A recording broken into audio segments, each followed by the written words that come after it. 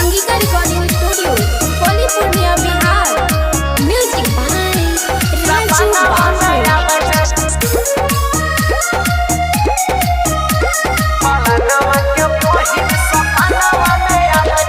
संग में खेलल सब बात याद आबै छै।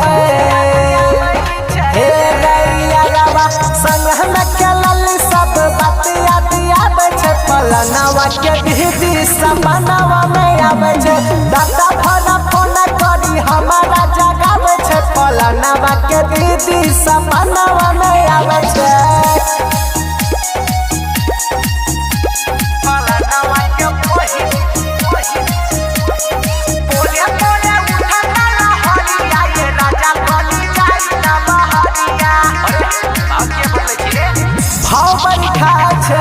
खूब हर जाय छै हमरा देख के छोड़िया अब नहीं ले जाय छै।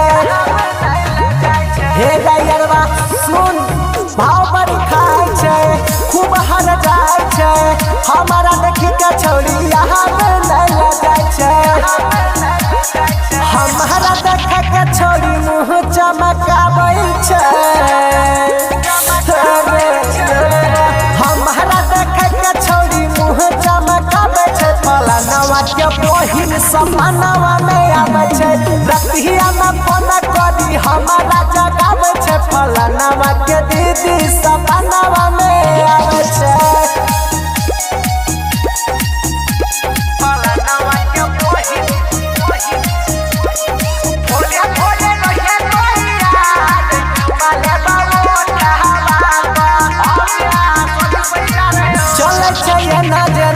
चले न गिनिया ओकरे अधप्पा फीता भेलई बूढ़ पुरानिया। हे गैरवा सुनना चले न जना चले न गिनिया एकरे अधप्पा फीता भेलई बूढ़ पुरानिया। सकहना रोशन एकरे पापा गलाबै छै। की बतइयो सकहना रोशन एकरे पापा गलाबै छै। पलनवा के बहिन सपनवा में